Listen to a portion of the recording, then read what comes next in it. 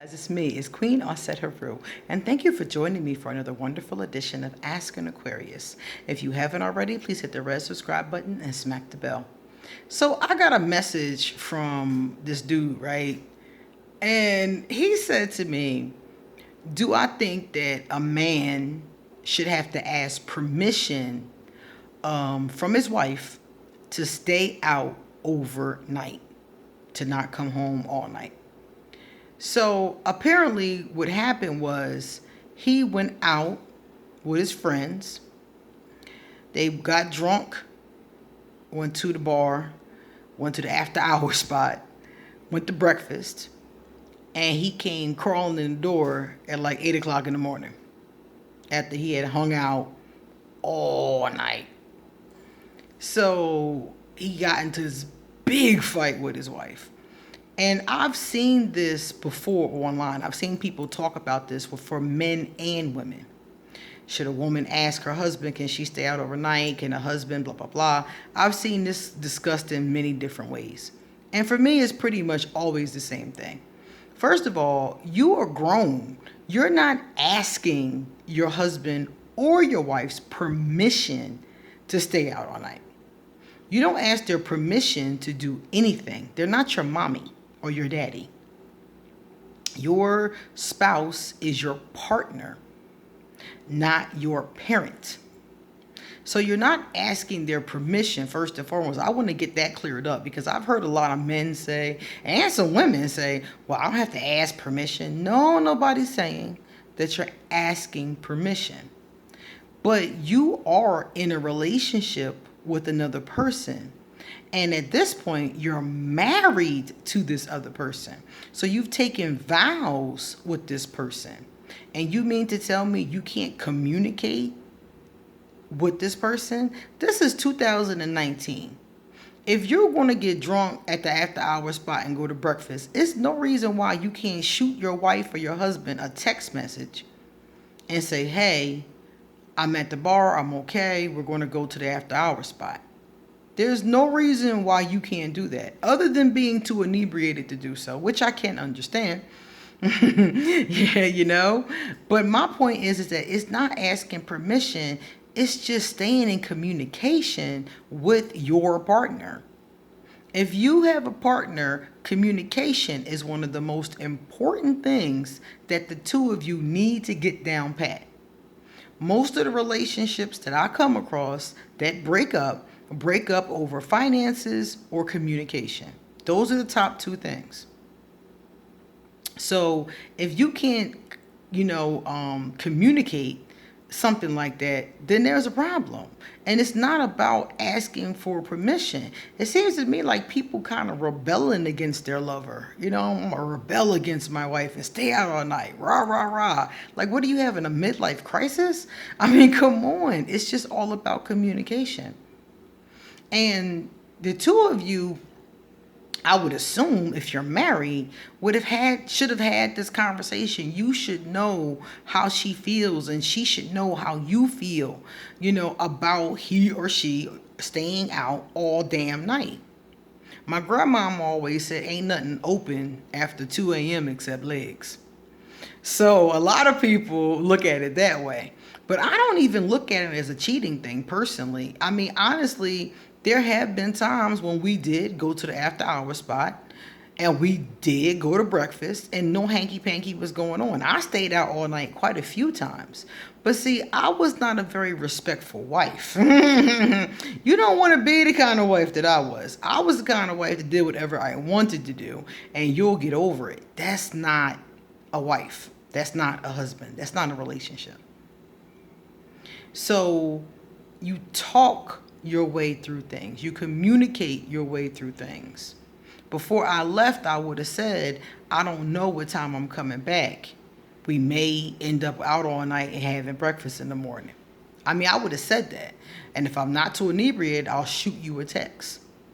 If I'm not too drunk, I'll shoot you a text. I'm never so drunk that I can't send a text message. And if you're that drunk, you need to reevaluate. You need to reevaluate your drinking habits, because I've never been so drunk that I could not send a text to a person whose number I know by heart, a number that's saved in my phone. I've never ever been that drunk, and I don't think I'm ever going to be that drunk because I think that's a whole different level of drunk that I don't even want to reach. So my point is that no, you don't need permission. Yes, you're a grown man. Yes, you're a grown woman, but you do owe your partner communication. And I didn't do that when I was married, and I'm no longer married. So if you want to stay married, you need to learn how to communicate effectively with your partner. And if your partner and you have a thing about staying out all night, or you agreed not to stay out all night or something like that, you need to honor that, or you need to change the agreement.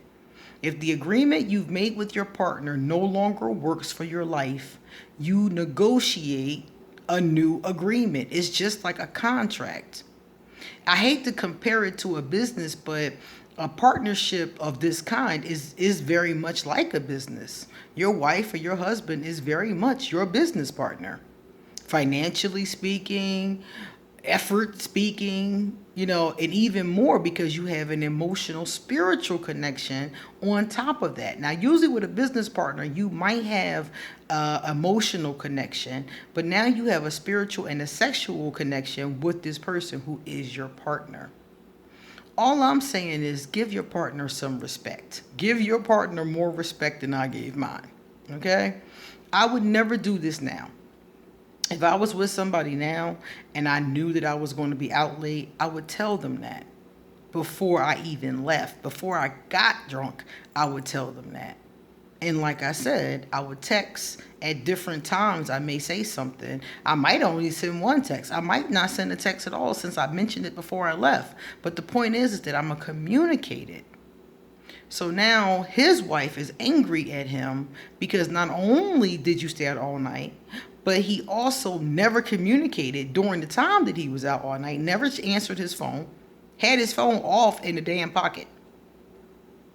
So the wife is like, is he dead in a ditch somewhere? Like, what happened to my husband, And he's wondering why she's blowing this out of proportion. That's not fair, dude. Seriously, it's not fair.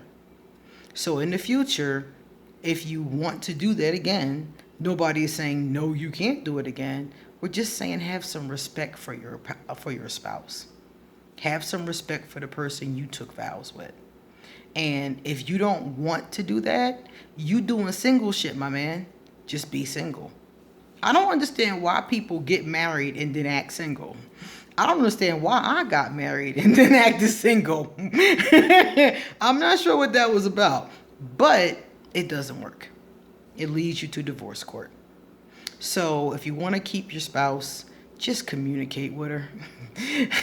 I know that some of the times the answers that I give you are so simple, but it doesn't have to be complicated. Relationships are only as complicated as we make them. And when you have good communication skills with your partner, at least, you can bypass a lot of things that will cause you guys to fight and argue. You could have bypassed this entire fight, this whole argument right now. And I want to mention to you guys that his wife wants to leave him. She thinks he was out all night in some legs. Basically, like I said before, he's telling me he wasn't, but she thinks that he was. So, like I said, he could have bypassed this whole thing by just communicating. So all I'm going to say is what you can do in the future. As far as what you can do with the situation in the present tense, all you can do is talk with her, and hopefully I'm trying to give you some hope that maybe she'll believe you. But honestly, if it was me, I wouldn't believe you either. Because it's like, it doesn't make sense. You were out all night and your phone was off in your pocket when your phone is never off any other time. I remember one time I was texting Voldemort, and it took him forever to text me back. And I was like, you being smart because your phone is always in your hand. You didn't text me back to be smart. So your wife knows that your phone is usually on and is usually in your hand, even when you go out. So it just looks mad suspicious that this one time that you was out all night, the first time you've done this, and I mean, I don't even, you said you don't even remember the last time this happened. So the first time you've done this, and all of a sudden this happens, and your phone is off in your pocket. You're too drunk to make a text message. It doesn't sound credible. Straight up, it doesn't sound credible. It sounds like what I would call Grrr. You know, some of you guys that have been watching me for a while know the Grrr. Grrr is bullshit. It's when somebody's trying to beat you in the head with some bullshit. And to me, it sounds like Grrr. And to her, it sounds like Grrr. So the best you can do is keep talking to her, communicate, and see, like I said, if you had communicated before, you wouldn't have to put all this effort into communicating now. So the best thing you can do is communicate or decide that it's time for you to truly be single, and then you can stay out as long as you want and not have to talk to nobody. Okay? I hope that helps. And if she does stay with you, if this does blow over, please don't do that again. Please do not ever do that again. All right? All right, guys, it's time for me to get going. If you like this video, please give it a thumbs up and pass it on to someone else who may be having this argument or this conversation. Likewise, if you would like a reading, you need a reading, email me for an appointment. All my information will be underneath this video. Likewise, if you would like to send me a gift, I love gifts. My information, my wish list will be underneath this video too.